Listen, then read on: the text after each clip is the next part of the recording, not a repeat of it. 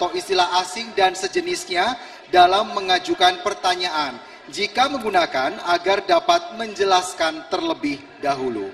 Untuk subtema pertanyaan selanjutnya, kami mengundang panelis Bapak Fauzan Ali mengambil subtema dari dalam fishbowl dan mohon diperlihatkan ke kamera, moderator dan hadirin.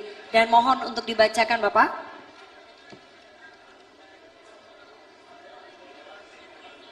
Toleransi beragama. Subtemanya toleransi beragama. Kami minta kepada paslon nomor urut 3 untuk bertanya kepada paslon nomor urut 1, Bapak Acep Adang Ruhiat dan Ibu Gitalis Dwi Natarina. Waktu Anda 45 detik untuk bertanya, dimulai saat Anda berbicara. Bagaimana cara Anda berdua saat diamanahi sebagai gubernur atau wakil gubernur dalam mengatasi potensi konflik antar kelompok agama di Jawa Barat? Cukup, masih ada waktu Bapak? Cukup. Kami persilahkan pasangan calon nomor urut 1 untuk menjawab pertanyaan pasangan calon nomor urut 3, waktu Anda 1 menit. Iya, tentu kami akan membuat kebijakan yang insya Allah menjadi solusi, yaitu kebijakan penguatan toleransi beragama, memasukkan nilai-nilai toleransi dalam semua kebijakan pemerintah daerah, terutama yang berkaitan dengan pendidikan, ruang publik, dan pembangunan tempat ibadah. Yang berikutnya, tadi sudah saya sampaikan bahwa pendidikan toleransi di sekolah itu penting, dimasukkan di dalam kurikulum toleransi dan keberagaman. Penguatan forum kerukunan umat beragama, yaitu memperkuat peran FKUB di tingkat kabupaten atau kota dalam mediasi konflik dan promosi toleransi beragama. Berikutnya, penegakan hukum untuk melindungi kebebasan beragama, memastikan perlindungan hukum bagi kelompok agama minoritas, termasuk akses ke tempat ibadah dan layanan publik. Terima kasih. Baik, kami persilakan pasangan calon nomor urut 3 memberikan tanggapan dari jawaban pasangan calon nomor urut 1, waktu Anda 45 detik. Menurut kami, tidak cukup hanya dengan apa yang disampaikan oleh paslon nomor 1.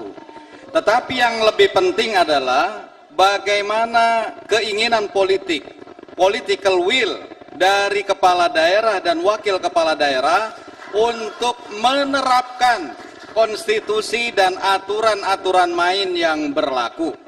Ketika aturan main yang berlaku ini ditegakkan secara ketat, maka insya Allah akan memunculkan law enforcement yang keberpihakan kepada masyarakat. Yang kedua adalah faktor kepemimpinan akan sangat menentukan terciptanya kondisi toleransi. Baik, selanjutnya kami persilahkan kembali kepada paslon nomor urut 1 untuk memberikan respon dari tanggapan paslon nomor urut 3. Waktu Anda 45 detik, silahkan. Iya, sebetulnya hanya bahasa yang berbeda, tapi jawabannya sama. Bahwa kebijakan penguatan toleransi beragama, jadi itu tuh memasukkan nilai-nilai toleransi dalam semua kebijakan pemerintah daerah. Jadi itu sudah jelas bahwa kami akan memberikan kebijakan penguatan toleransi beragama. Jadi itu sudah jelas. Jadi jawaban dari paslon 3 itu ya bisa dibilang mungkin kurang menyimak. Ya, karena jawabannya sudah saya jawab tadi bahwa pemerintah itu harus punya kebijakan penguatan toleransi gitu. Jadi sudah kami jawab apa yang disampaikan oleh paslon 3. Terima kasih. Terima kasih. Untuk subtema pertanyaan selanjutnya, kami persilakan panelis Bapak Kakak Suminta untuk mengambil subtema dari dalam fishbowl dan mohon diperlihatkan ke kamera hadirin serta moderator. Subtema pariwisata. Subtema pariwisata, kembali kami persilakan paslon nomor urut 3 untuk bertanya kepada paslon nomor urut 2. Waktu Anda 45 detik dimulai dari Anda berbicara. Jawa Barat menghadapi persaingan dari destinasi wisata dari daerah-daerah lain di Indonesia. Kira-kira apa langkah konkret yang akan ditawarkan untuk menjadikan Jawa Barat ini sebagai tujuan wisata utama secara nasional maupun internasional. Masih ada waktu, ingin ditambahkan Bapak? Cukup? Di Indonesia kita kenal sebutan sebagai New Bali. Bagaimana kita bisa mengangkat Jawa Barat dengan misalnya satu destinasi tertentu sehingga menjadi setara dengan misalnya 5 Bali baru itu. Baik, masih cukup, sudah cukup? Baik, langsung saja direspon untuk paslon nomor urut 2, waktu Anda 1 menit dimulai saat Anda berbicara. Secara umum, selalu kita ini tidak fokus. Semuanya ingin dirangkul, semuanya ingin dibangun. Sehingga lupa pada fokus-fokus yang ada. Kami melakukan itu dengan fokus-fokus yang ada. Jatiluhur misalkan, sekarang ini turun kunjungan wisatanya. Harusnya pemerintah Provinsi Jawa dan Purwakarta melakukan langkah-langkah yang mengapa para wisata di Jatiluhur turun dan lain sebagainya. Jadi kuncinya pada fokus.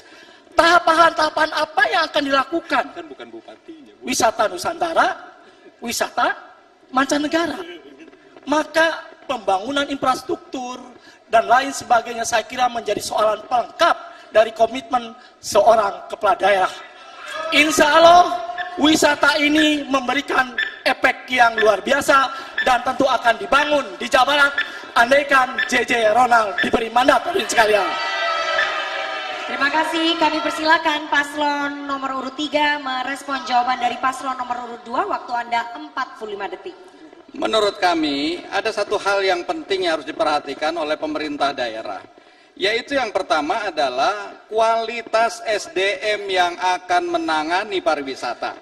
Ketika kita menempatkan kualitas SDM yang tidak sesuai dengan kualifikasi pariwisata, maka dia tidak akan pernah care dengan kepariwisataan di Jawa Barat.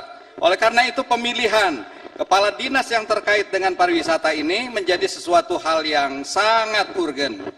Yang kedua, pentingnya ada promosi yang dilakukan oleh pemerintah provinsi untuk memperkenalkan pariwisata Jawa Barat baik ke Indonesia maupun internasional.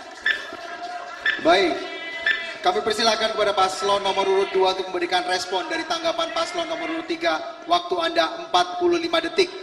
Hal-hal yang disampaikan oleh pasangan urut nomor 3 itu normatif.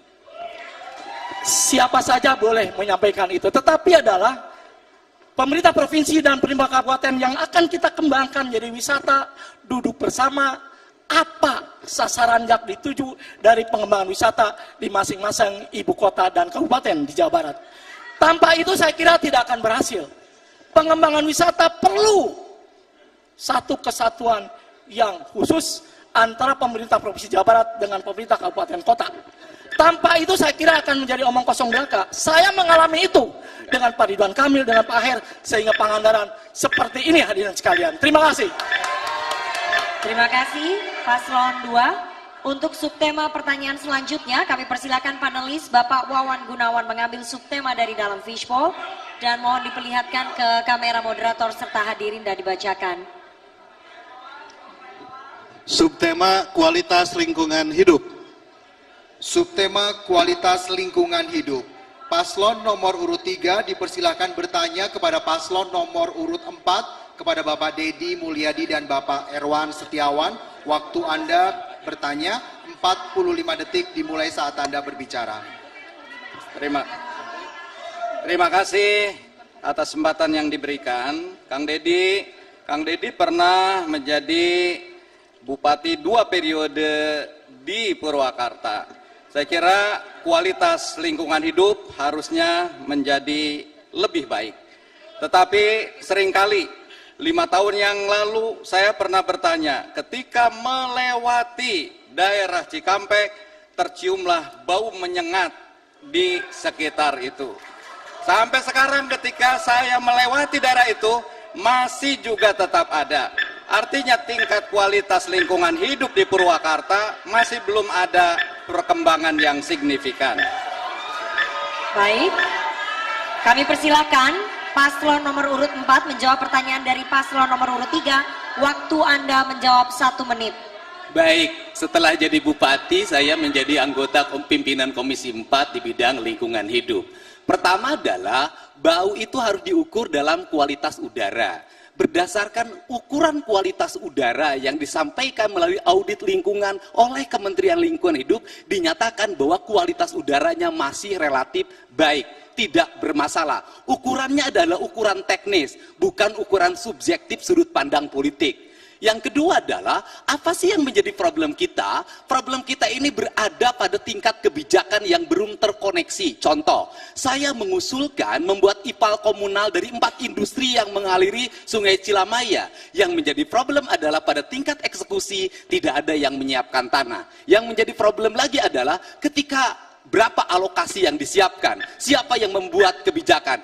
Provinsi Jawa Barat saya memimpin jadi gubernur, maka seluruh itu akan saya selesaikan. Baik, terima kasih paslon nomor urut 4 dan kini giliran paslon nomor urut 3 menanggapi jawaban dari paslon nomor urut 4. Waktu Anda 45 detik. Ambang batas pengukuran dari sebuah polusi itu akan ditentukan oleh ambang batas bawah dan ambang batas atas.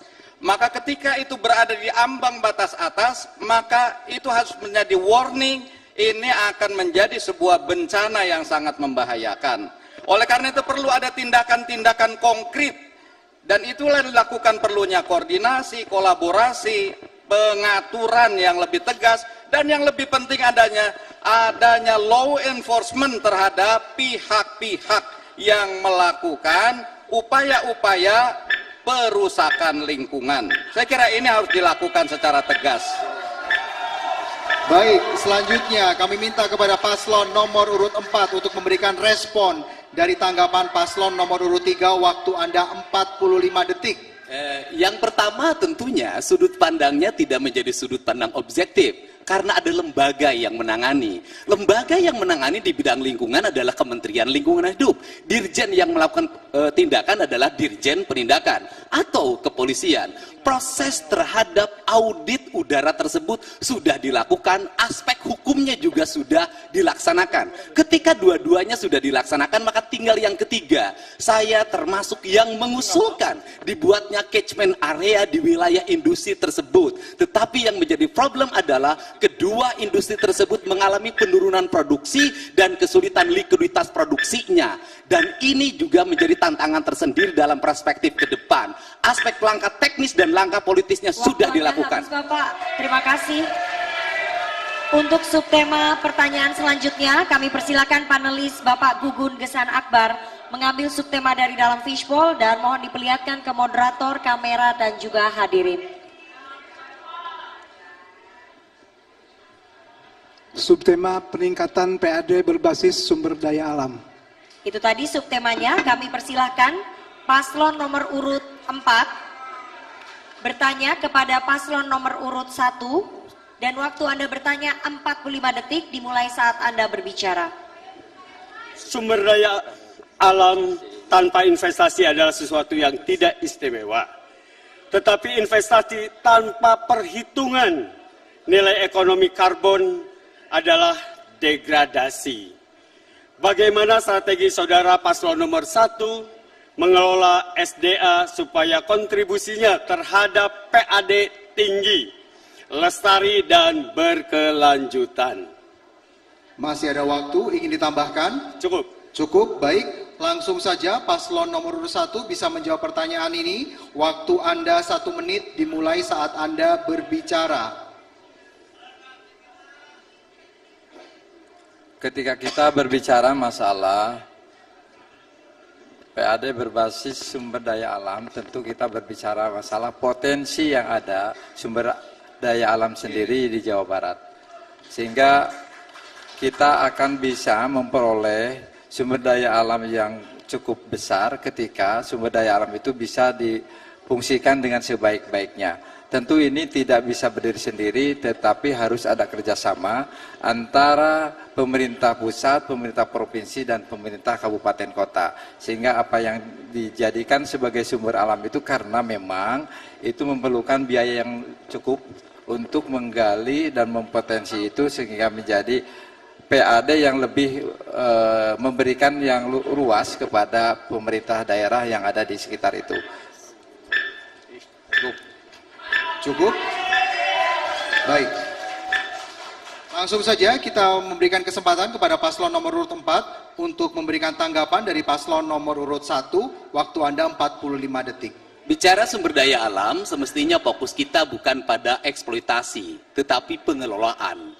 Yang disebut dengan pengelolaan bukan hanya terbatas pada aspek yang bersifat tambang, misalnya sumber daya air di Jawa Barat sangat berlimpah. Baik air permukaan yang melahirkan bendungan Jatiluhur, Bendungan Cirata, Bendungan Saguling, Bendungan Jati Gede, itu adalah sumber daya yang melimpah yang bisa dikelola dan berkirim air ke Jakarta, dan itu nilai ekonomi yang tinggi. Yang kedua adalah kita harus menyelamatkan sumber-sumber air yang alami, yang ternyata memberikan kekayaan yang cukup melimpah bagi industri pengelolaan air. Untuk itu, kalau ke depan hilirisasi dilakukan, maka kita akan memiliki nilai tambah yang sangat tinggi dari pengelolaan waktu itu. habis. Kembali ke paslon nomor urut 1 untuk memberikan respon dari tanggapan paslon nomor urut 4. Waktu Anda 45 detik. Silakan. Iya, saya menambahkan ya. Dalam hal ini tentu harus ada penyederhanaan perizinan. Mempercepat proses perizinan tambang melalui koordinasi antara pemerintah pusat dan daerah, serta penerapan sistem digital. Yang berikutnya tadi sudah disampaikan, hilirisasi tambang, yaitu mendorong pembangunan pabrik pengolahan hasil tambang di Jawa Barat agar nilai tambah mineral dapat dimanfaatkan secara maksimal. Dan tidak lupa juga untuk peningkatan pengawasan, memperketat pengawasan terhadap tambang ilegal untuk memastikan penerimaan daerah dari aktivitas tambang lebih optimal. Baik, terima kasih. Untuk subtema pertanyaan selanjutnya, kami mengundang panelis Ibu Erni Rusyani mengambil subtema dari dalam fishbowl dan mohon diperlihatkan ke kamera hadirin serta moderator. Dan mohon dibacakan Ibu.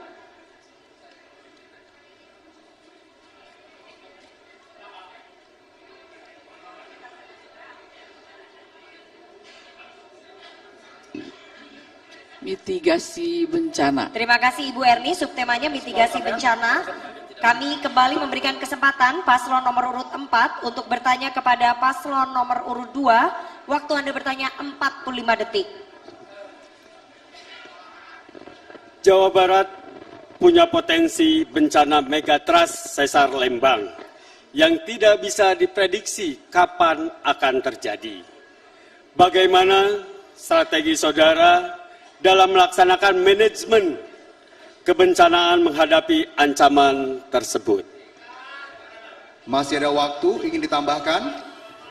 Selain itu masih banyak lagi bencana-bencana lain yang serupa. Oleh karena itu, kami memerlukan jawaban saudara mengenai manajemen kebencanaan-kebencanaan seperti hal tersebut. Silakan. Baik, cukup? Baik, langsung saja paslon nomor urut 2 untuk menjawab pertanyaan ini. Waktu Anda 1 menit. Di Pangandaran ada Uga Ciculang namanya. Mun sagara sabadaratan, mun aya lauk nu aneh, maka teangan lumpat ka pasir nu luhur, luhureun kalapa. Uga itu adalah merupakan kearifan lokal. Seperti di Simelu ketika tsunami, was kalian. Itulah yang paling penting dari semua itu. Mitigasi bencana, sosialisasi, dan lain sebagainya, saya kira sudah kita sepakati semua. Jadi sekalian, kearifan lokal dalam rangka melakukan langkah bencana tentu menjadi hal yang penting.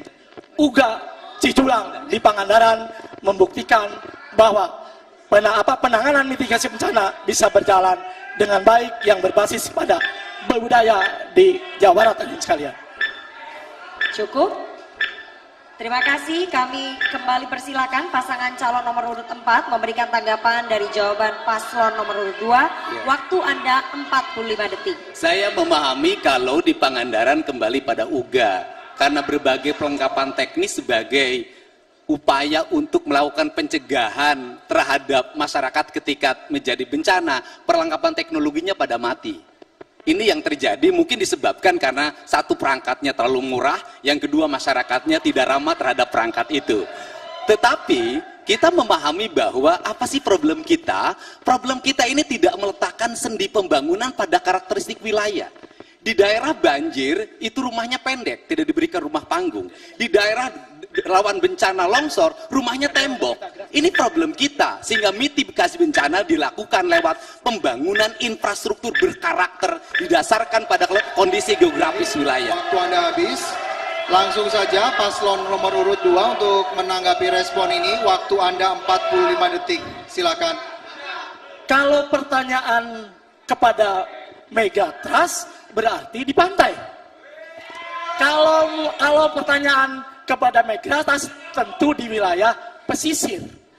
Maka betul uga-uga tadi menjadi bagian yang kami akan sosialisasikan, kami akan terapkan di seluruh wilayah perairan di Jawa Barat, Pak sekalian. Itu barangkali yang saya sampaikan, Pak Deddy.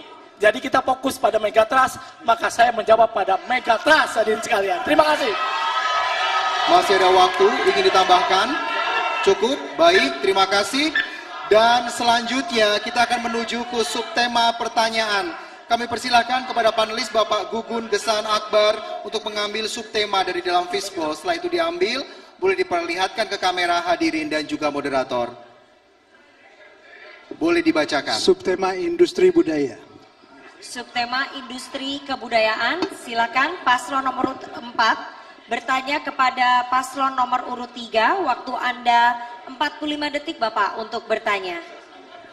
Jawa Barat memiliki berbagai budaya, diantaranya adalah budaya kuliner, budaya fashion, dan juga rumah adat dan kampung adat. Bagaimana strategi paslon untuk mendesain keragaman budaya tersebut menjadi modal untuk pertumbuhan ekonomi dan pengembangan wilayah di Jawa Barat?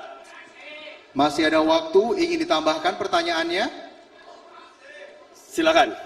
Cukup? Cukup. Baik, langsung saja paslon nomor 3 bisa menjawab pertanyaan ini. Waktu Anda 1 menit. Silakan. Baik, terima kasih. Ada 3 hal yang harus kita fokuskan. Pertama, kepada pelakunya. Pelakunya misalnya si pembatik, ada orang yang memang pemusik, atau yang lain misalnya di kuliner, mereka harus diberi pelatihan, pendampingan, dan juga pemodalan. Dan itu penting sekali untuk kita membantu industri budaya itu. Selain dari itu, memang kita dari awal harus mengintegrasikan budaya sebagai bagian daripada pendidikan formal, informal, ada juga adanya kegiatan yang kita lakukan bersama, seperti festival yang fokus ke suatu bidang, sehingga banyak sekali unsur masyarakat bisa berpartisipasi. Selain dari itu, secara klasik tentunya perlu adanya digitalisasi dari berbagai hal, dan jangan lupa kita juga harus memastikan bahwasanya hak atas kepemilikan intelektual masing-masing itu diproteksi dan dipertahankan. Sekian dari kami. Baik, cukup. Terima kasih paslon nomor urut 3. Kami persilakan paslon nomor urut 4 memberikan tanggapan dari jawaban paslon nomor urut 3. Waktu Anda 45 detik. Budaya makanan lahir dari makanan ibu. Nasi jamblang di Cirebon itu lahir dari makanan ibu yang ada dalam lingkungan kultur leluhurnya. Yang menjadi problem kita hari ini adalah ketika outlet-outletnya tidak tertata dengan rapi, kemudian tidak diwariskan pada anak-anaknya menjadi kurikulum pendidikan di sekolahnya. Beda dengan makanan-makanan luar yang disajikan dalam bentuk standarisasi, sehingga mereka bisa go internasional. Itu yang pertama. Yang kedua, diperlukan juga konsultan dan promosi serta iklan yang dilakukan secara terus-menerus, dan itu bisa dilakukan intervensi melalui anggaran Provinsi Jawa Barat. Kemudian kampung adat akan lahir, bagian dari mitigasi bencana, karena kampung adat sesungguhnya kampung yang sesuai dengan iklim dan lingkungannya masing-masing. Waktu Anda telah habis. Selanjutnya kami persilakan kepada paslon nomor urut 3 untuk memberikan respon dari tanggapan. Waktu Anda 45 detik. Silakan. Ya, saya kira sangat lengkap kalau kita memang melakukan ini semua, tapi sekali lagi yang paling penting adalah pelakunya. Kita harus membina SDM-nya sehingga mereka berkemampuan segala hal. Tadi saya sudah sampaikan bahwasannya perlu adanya pelatihan, pendampingan, dan juga pemodalan. Pendampingan itu satu hal yang khas. Karena saya kira sebetulnya pemerintah harus berkolaborasi dengan organisasi kemasyarakatan. Banyak sekali organisasi yang punya kreativitas, punya daya inovasi, mereka perlu diperhatikan dan perlu diberdayakan sehingga di kerjasama itulah lahirlah adanya penguatan daripada sektor industri budaya itu. Terima kasih. Terima kasih paslon nomor urut 3. Dan kita berikan aplaus yang paling meriah untuk jawaban dan tanggapan dari seluruh pasangan calon gubernur dan calon wakil gubernur Provinsi Jawa Barat. Dan kita akan jeda terlebih dahulu dan kami akan kembali dengan closing statement atau pernyataan penutup antar semua pasangan calon gubernur dan wakil gubernur Jawa Barat. Pemirsa jangan kemana-mana, tetap bersama kami di debat kedua calon gubernur dan calon wakil gubernur Jawa Barat pemilihan tahun 2019.